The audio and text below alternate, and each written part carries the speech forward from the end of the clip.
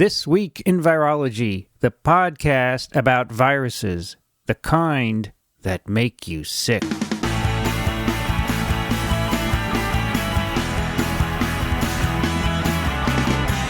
This Week in Virology, episode number 74 for March 10th, 2010.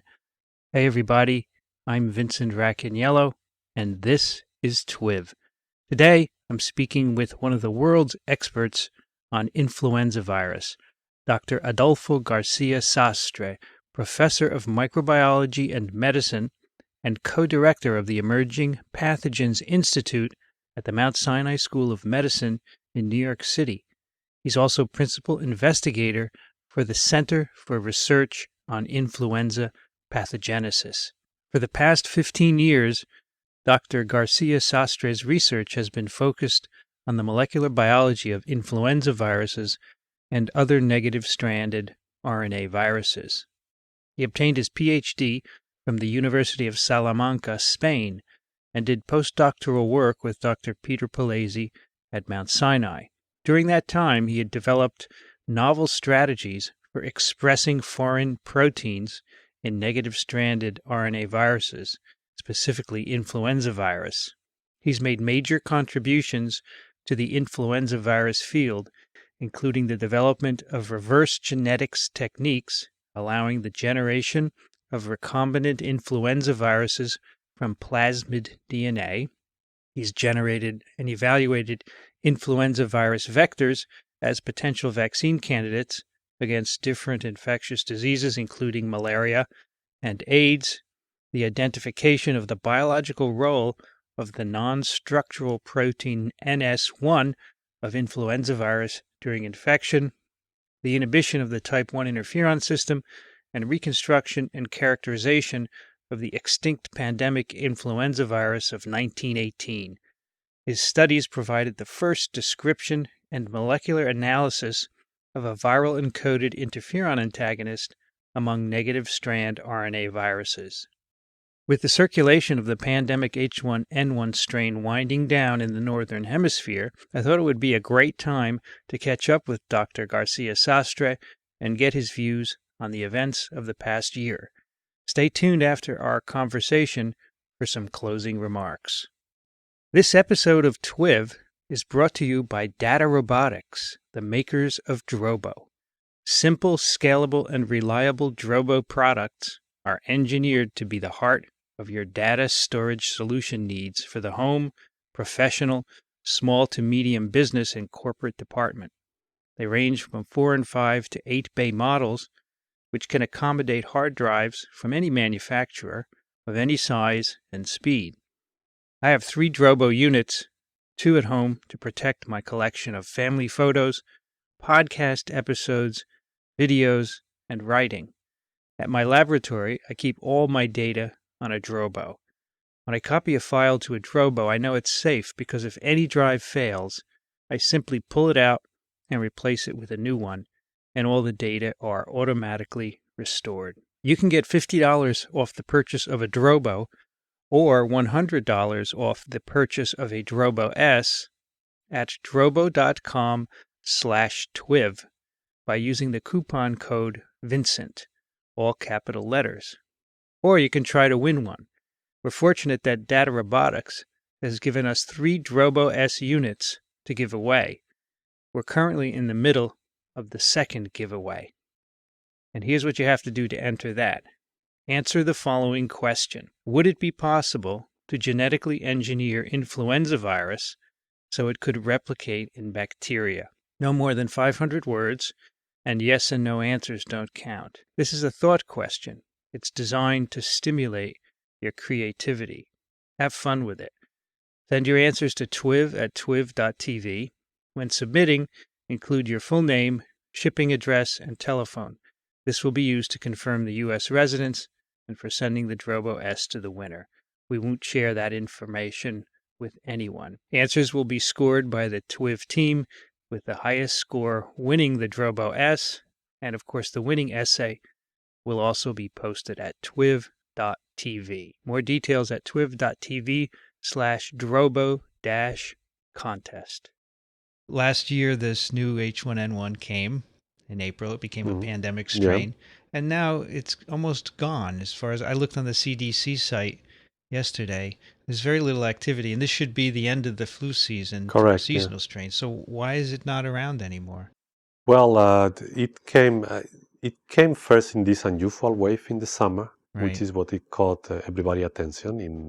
Usually, influenza virus does not circulate so much in summer, Right. and then it came very early on. The first peak of the winter season, it came basically October was when the peak was Right. of infections, and the data are not yet there. But what I heard is that there has been a lot of infections, more than what have been obviously diagnosed, and that the numbers that I'm hearing, according to Serology, which again is not published, is around 25% of people have been most likely infected with this new H1N1, and this may have created already the required, number of herd immunity that will prevent from another I wave see. coming.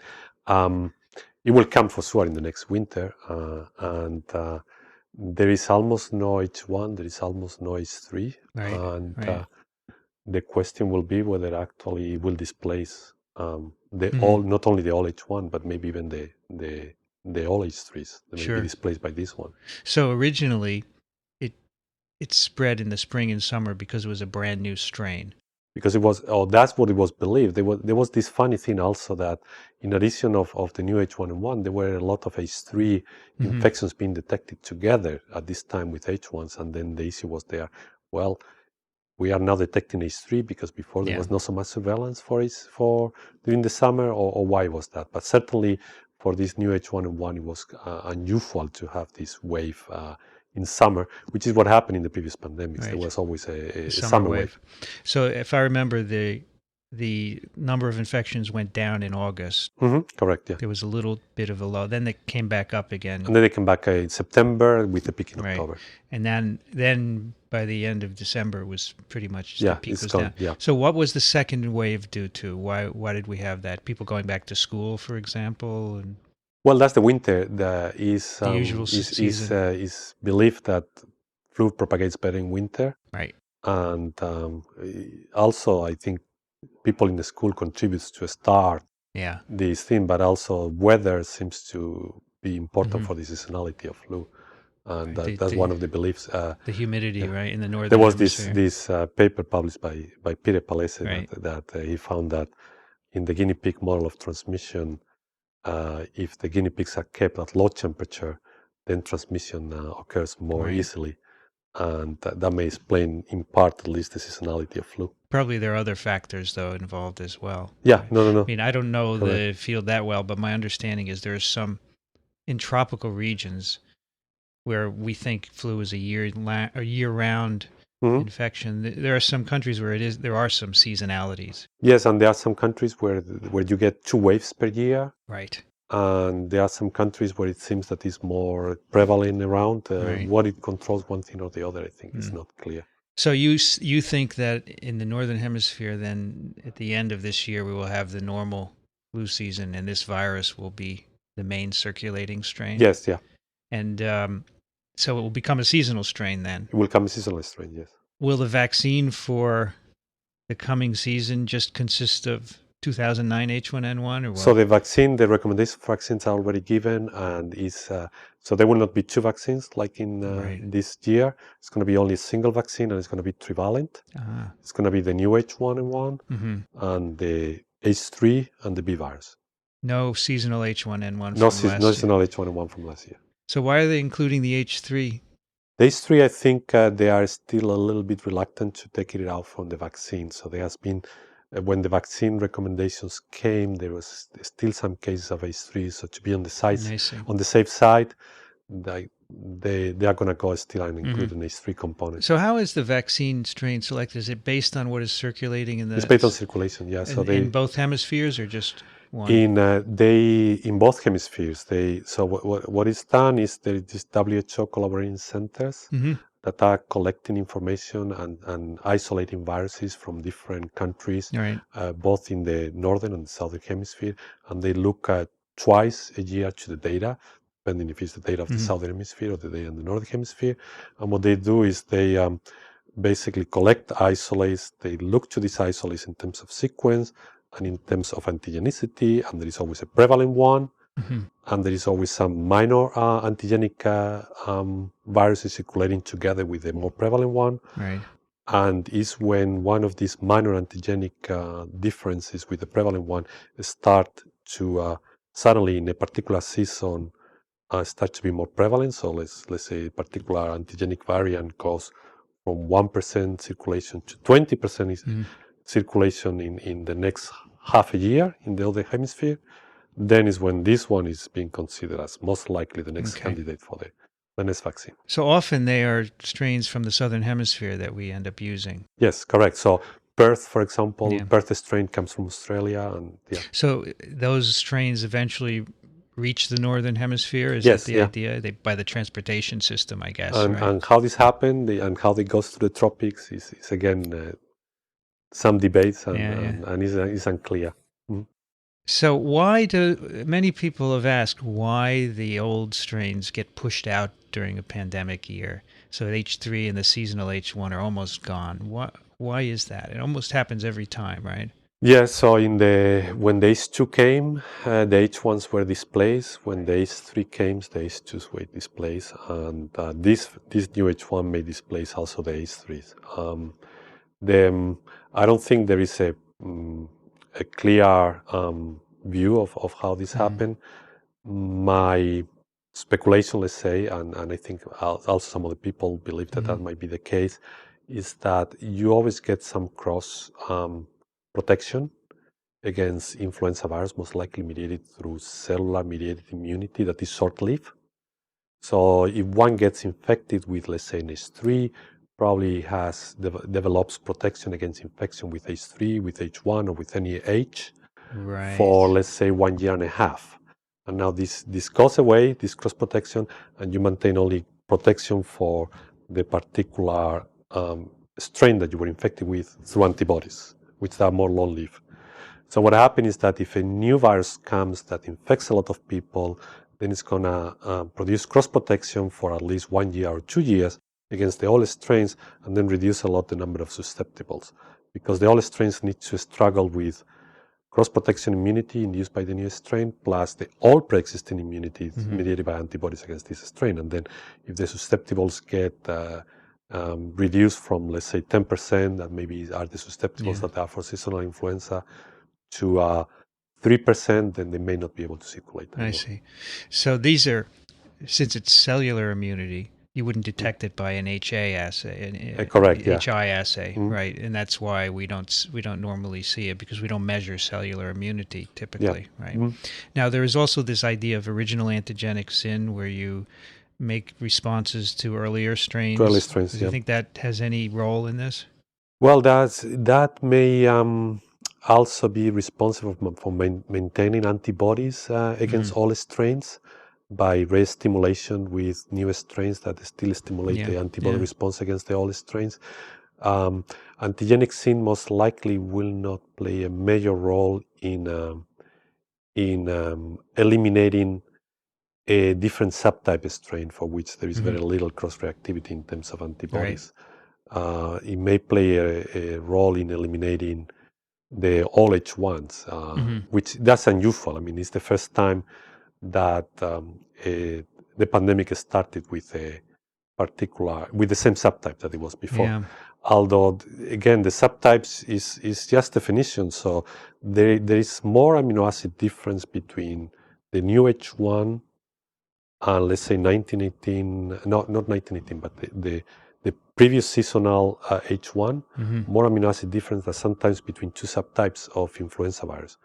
Now, we cannot call this new H1 a new subtype, because there is all type of little differences from 1918 till the seasonals, the modern H1 viruses.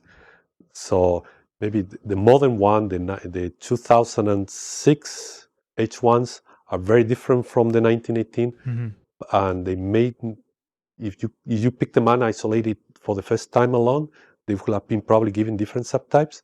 But there is all this lineage that connects them, and then Right. you cannot put a line and say, well, until here is H1, after that is a different subtype, because there's no way. But if you tested the 2009 H1 versus a seasonal H1 by serology, they don't cross-react. They are very different. Yeah, they are because very when different. I was a student, we just had serology to define subtypes and not sequencing, which is now how we can do it, right? So this may have been a different subtype back then if this virus had emerged, because it doesn't cross-react at all with the seasonal H1. Yeah, if there will have been not the known knowledge about the previous strains that that connect them, then it will have been, I think, a different subtype, given a different subtype. So there's an interesting observation that older people this season seem to be more protected against infection, and younger people are not. What is the basis for that?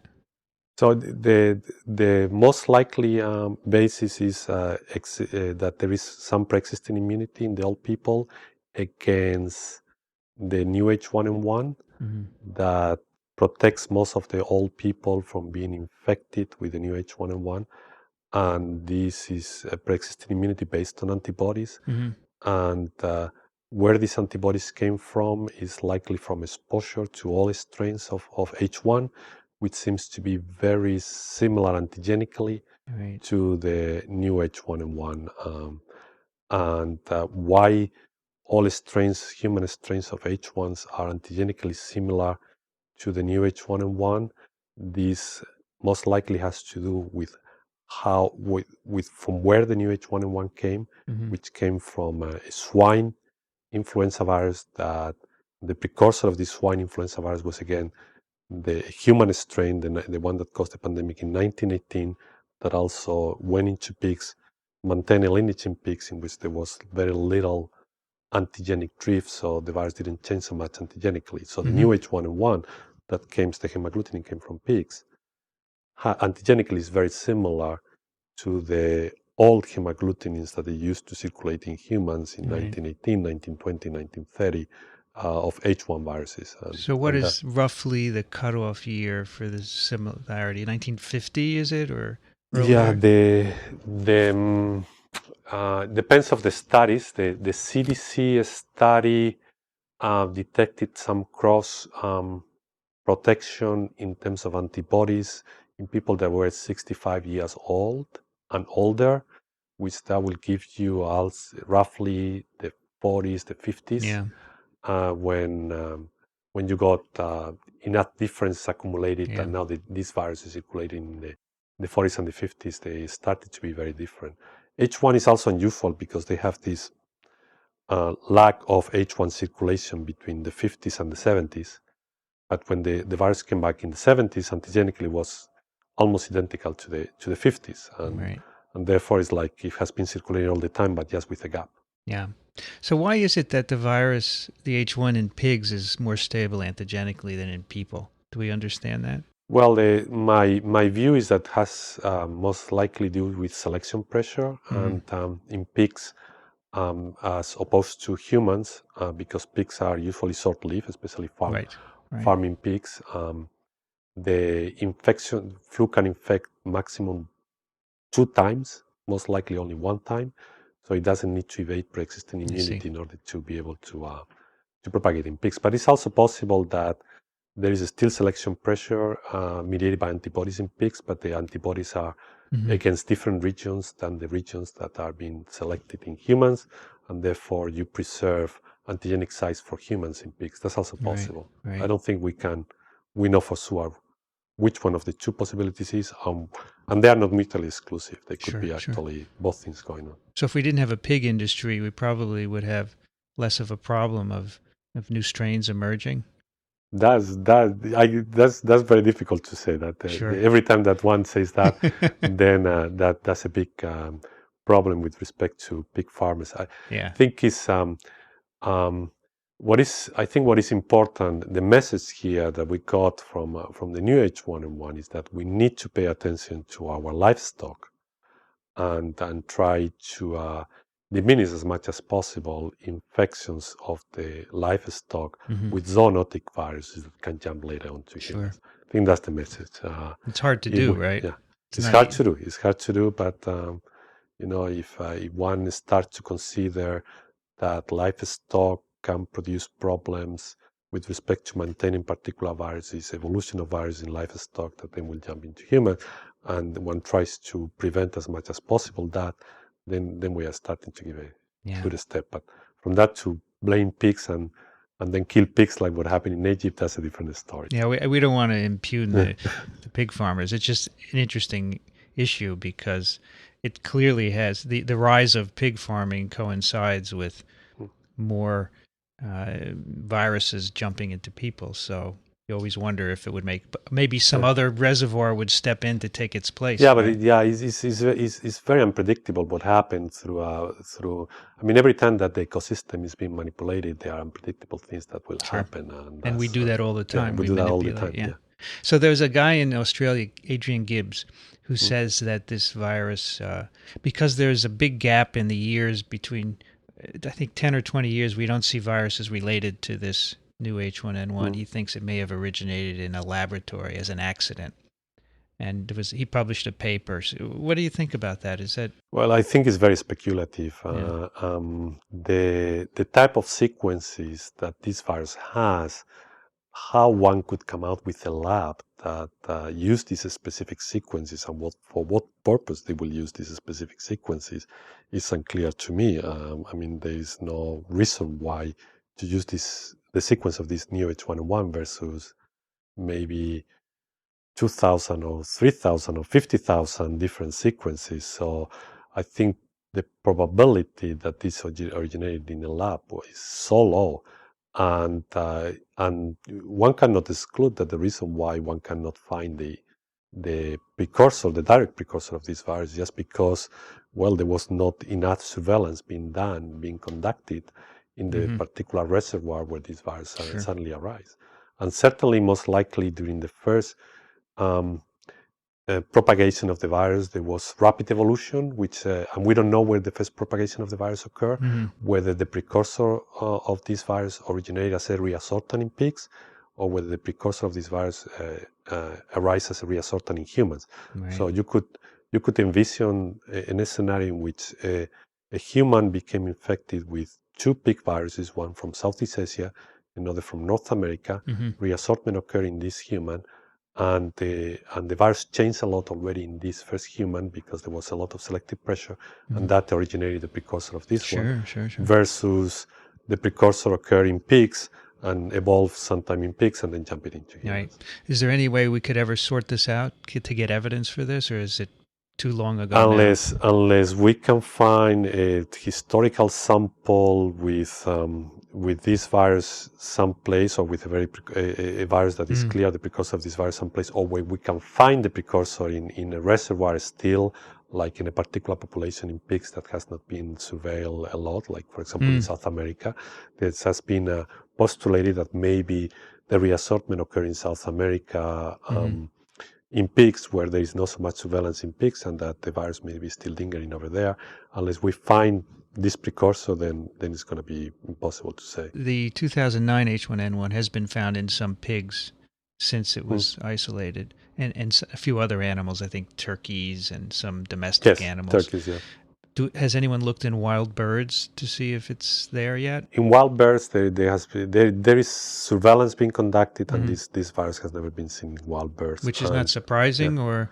No, it's not surprising. The virus looks a lot like a swine virus. So, and the episodes in pigs, they were not because the virus was there in these pigs to start with. They were pigs that were infected actually with the human virus now, and they became infected. And I think it's so similar to a swine virus that it behaves quite well in pigs still, and although it doesn't seem to maintain a lineage in pigs, so that that is it seems to be short limited, all these infections. Right. Well, I think it still it has some swine-like character that allows infection in pigs. And for whatever reason, also turkeys, which is the other bird where this virus has been found in turkey farms, turkeys are quite susceptible to some swine influenza viruses. So that, I think, this is a little bit related. Why turkeys are more susceptible to swine influenza virus than other birds, it's unclear, but that's what it is. Now, some young people that get infected seem to have a higher likelihood of getting severe disease compared to seasonal strains. Do we understand why that is?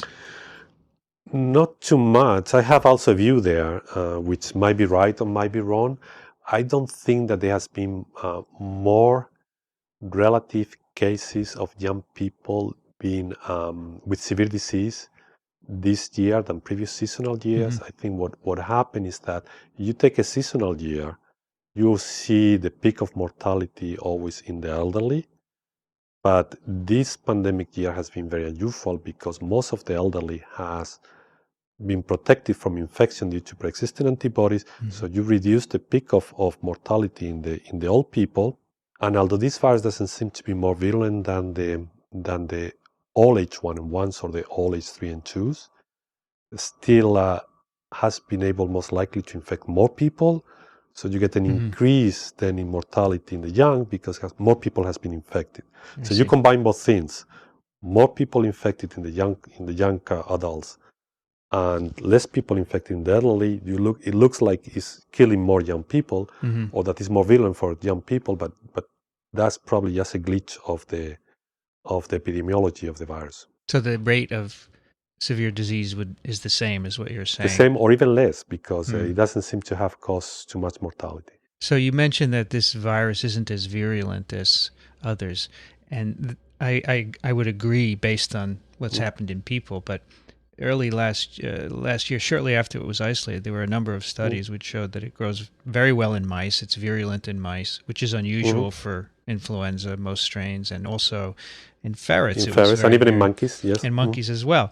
And some people, I think Kawaoka said, this is a bad thing because it's going to be more virulent, but it didn't turn out to be. Yeah. So what does that tell us? Well, certainly it's concerning that in animal models, and that was quite concerning when the animal models were tested, that this virus seems to induce more severe disease in most of the animal models that have been used for flu.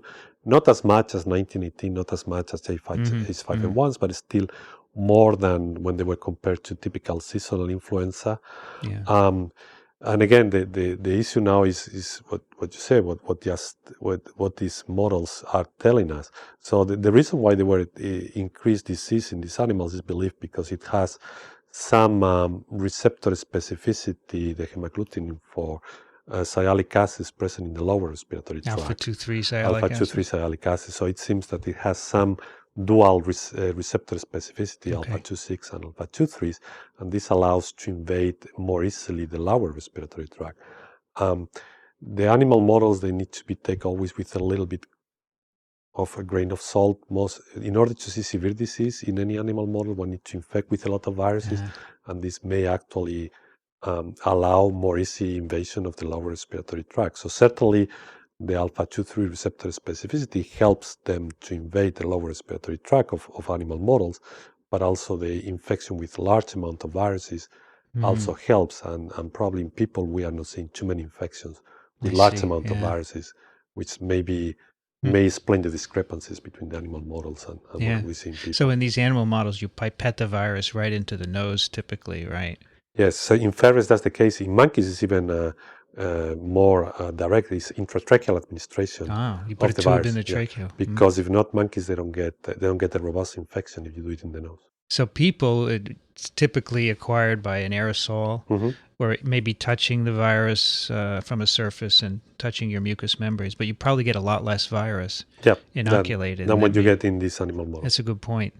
There's a lot of talk about a single amino acid change in the hemagglutinin. I think it's D225G. Yes, yeah. Which has popped up in a number of fatal cases in the Ukraine and Norway, I think.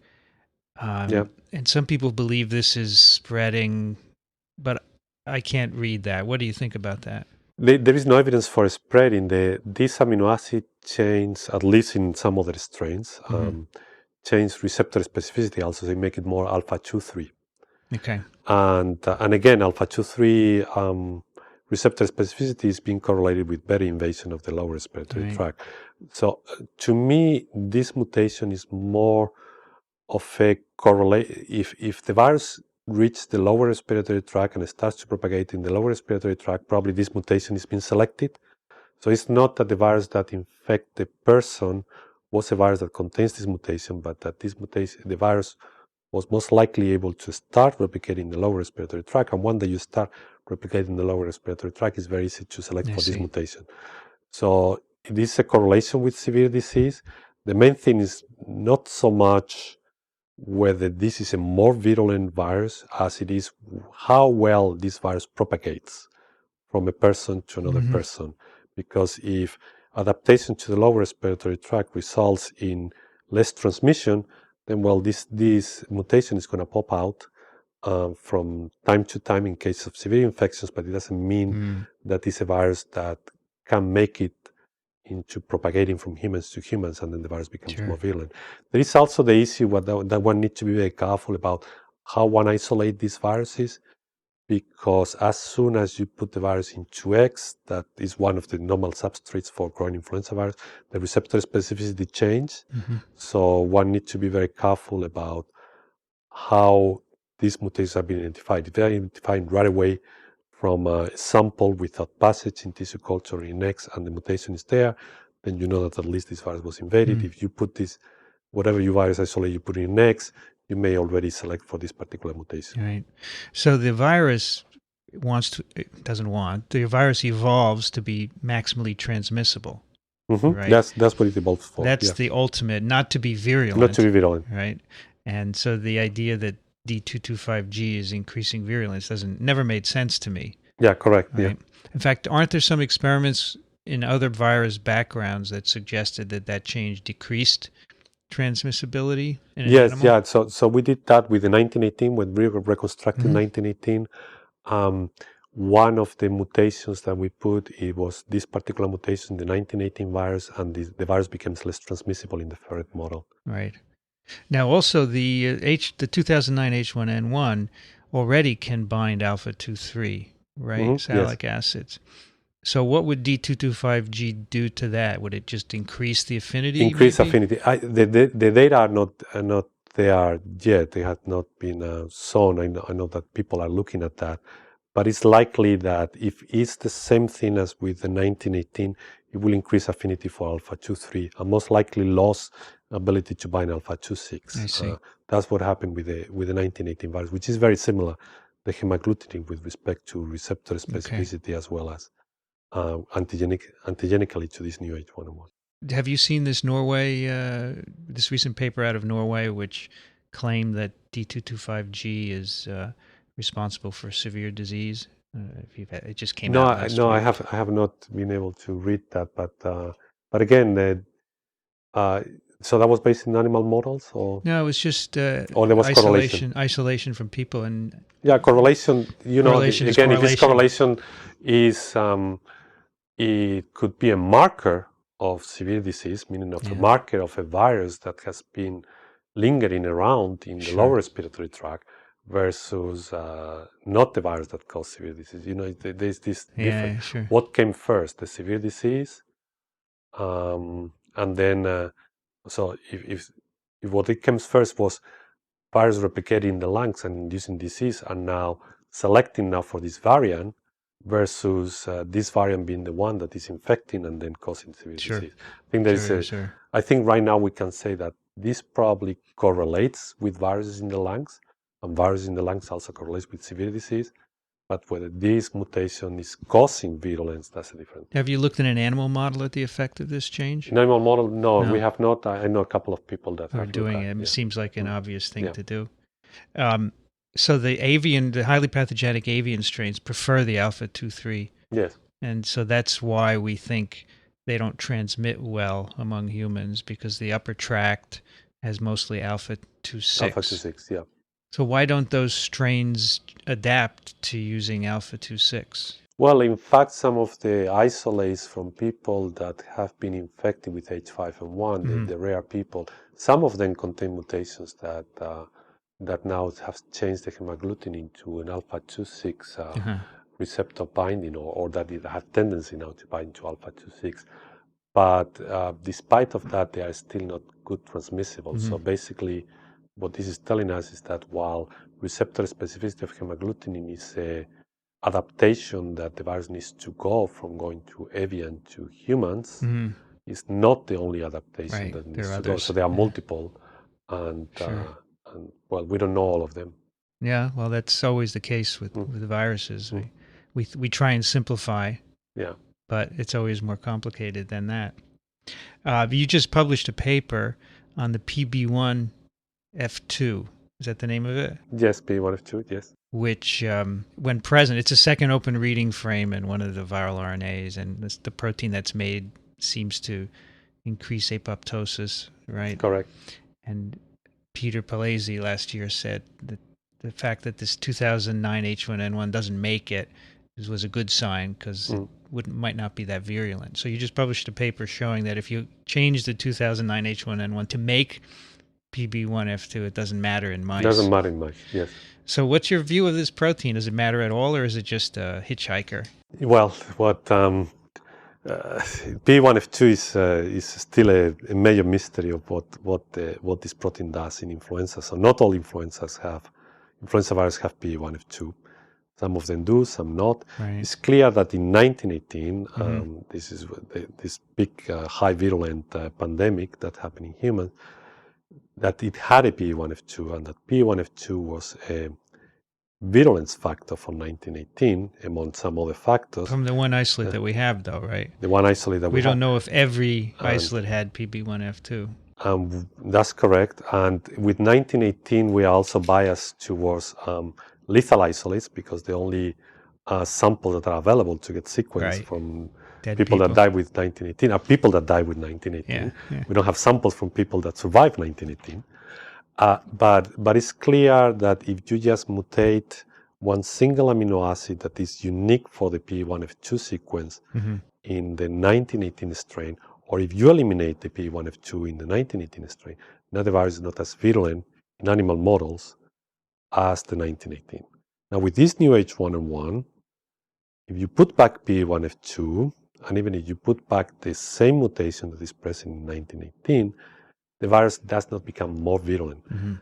But it's still a different P1F2 because what it was made in the paper is we repair the stop codons that are present in this P1F2 in order not to get a P1F2 expressed. But still this P1F2 has a different sequence from the P1F2 of 1918. Yeah. So there are still factors here that we don't understand and that may participate in virulence, and we still don't know. But the reassuring thing is that if this virus will gain a P1F2 by just mutating these stop codons and then now expressing a P1F2, probably will not become more virulent. That's I think the message of this. But again, if there's no reason why that would happen, because if it doesn't enhance transmissibility, if it doesn't have a transmission, then it doesn't need to go and make it more virulent. So correct. Of the other pandemic strains, the 57, the 68, did they make a PB1F2? Yes, they did. They do. And how would you compare their virulence in people compared to 2009? They are still more virulent. They are more virulent. They are still more virulent. The ACE2 was a pandemic that was characterized by enhanced mortality and morbidity as compared to the previous seasonal viruses. The ACE3s actually, they were the mildest pandemics, and mortality didn't increase so much. But I think this new H1N1 is the one that is the weakest of all the pandemics. So somehow, just by chance, I guess, the pandemics that we know of, 1918 was the most virulent. The next one was the next one in virulence. The next one, the H3, the next one in virulence, and now the H1. So it has been decreasing virulence, the pandemic, since 1918, the four ones that we have. So has anyone taken either the H3 or the H2 and removed the PB1F2 and seen the effect on? So in H3s it has been done, and apparently also doesn't do too much of an effect in H3s. In H2s it has not been done yet. And again, the sequence of the H3s P1F2s is different from the sequence of the H1s P1F2. It just happened that in every pandemic, together with the hemagglutinin and or the neuraminidase, the P1 was changed. So the H2s came with a new P1 and a new P1F2, and the H3s came with a new P1 and with a new P1F2. Okay. So it's important to note that the sequences are different. Yeah. And that may make a big difference anyway. Were you surprised that that pandemic strain was derived from pigs as opposed to birds, which everyone was worrying about? I was not surprised that came from pigs. I was very surprised that it was an H1.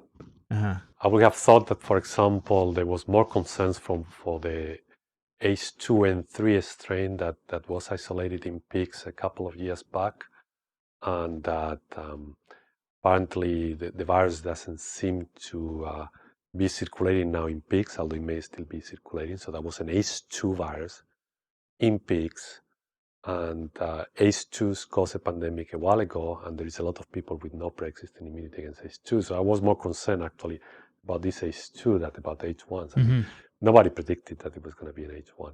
Everybody thought that H1s, there is enough cross protection that will prevent an H1 from being the next pandemic.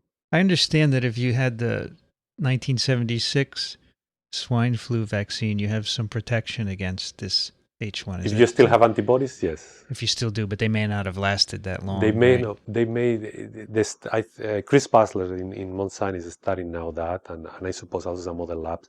It may have lasted also due to antigenic sin. So meaning that people that become reinfected with H1s, they may have maintained antibodies against this particular strain of H1 that they were vaccinated for. So it may have been some use after all to get that vaccine, even though the virus never spread. Yeah. But we don't know yet. I have not seen the data yet. But people are collecting sera from people that were vaccinated in 1976 against this H1. This H1 again was a swine H1N1 virus that was antigenically very similar to this new H1N1. But it was all swine genes, no avian. But it was all swine or genes, human, as this one has, right? Let me ask you one more question, and then we'll go to your seminar. So there is some discussion whether influenza immunization is really beneficial for older people because the immunity wanes so much, and it doesn't really. There's a suggestion that it doesn't prevent serious disease.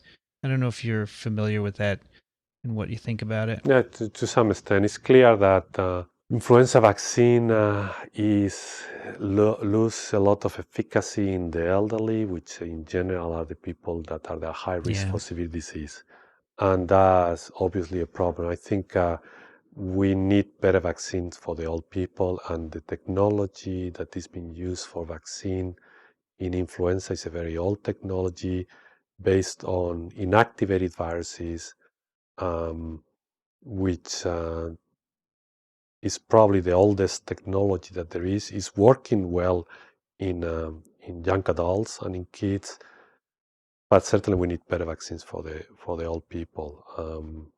And whether that will be held with an adjuvant or with another type of a strategy, that's something that is still. What do you think is the flu vaccine of the future? The flu vaccine of the future. Where's it going? Yeah. Well, hopefully the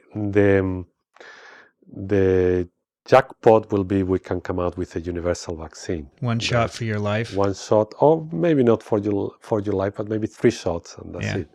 And then you have it. For that one, need to identify cross-protective antigens, and this has been the holy grail of the influenza vaccine. It was believed that that's going to be impossible. Now there is some evidence that some regions of hemagglutinin may actually be targeted by antibodies that may induce cross-protection against multiple strains of influenza virus. Right. But from there to design a vaccine that is able to induce these particular antibodies that are cross-protecting, and whether these antibodies are good enough in terms of efficacy to prevent infections, that's a different story. But at least the hope is there. And will it happen in your lifetime, you think? If it happens, it will happen in my lifetime. All right. But it may not happen.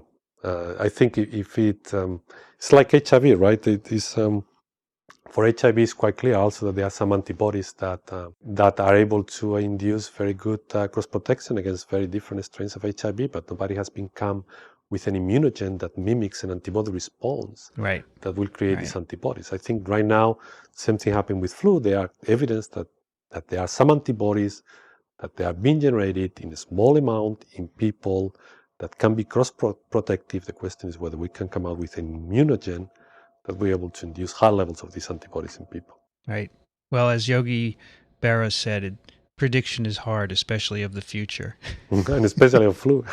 That's right. Yeah. Adolfo, thanks so much for talking to me. Thanks, I appreciate it. Now we'll take you to your seminar. All right. If you are a new listener to TWiV, please consider subscribing in iTunes. It's free and allows you to automatically receive each new episode as it's posted. If you don't use iTunes, you can subscribe at the Zune Marketplace, by the RSS feed, or simply download episodes at TWiV.tv, where we also have show notes. If you like TWiV, please tell others about it. Links and reviews in iTunes are particularly helpful. TWiV is part of sciencepodcasters.org, promednetwork.com, and microbeworld.org, websites where you can find high-quality science podcasts from a wide variety of fields. If you like TWiV, you might also like our other podcast, This Week in Parasitism. You can check that out at microbeworld.org/TWIP. As always, send us your questions and comments to twiv@twiv.tv. I'd like to thank Dr. Garcia-Sastre for taking the time to speak with me. If you have any questions about his episode, send them to twiv@twiv.tv, and I'll pass them on to him. I'm sure he'll be happy to answer them. You've been listening to This Week in Virology. Thanks for joining us. We'll be back next week. Another TWiV is viral.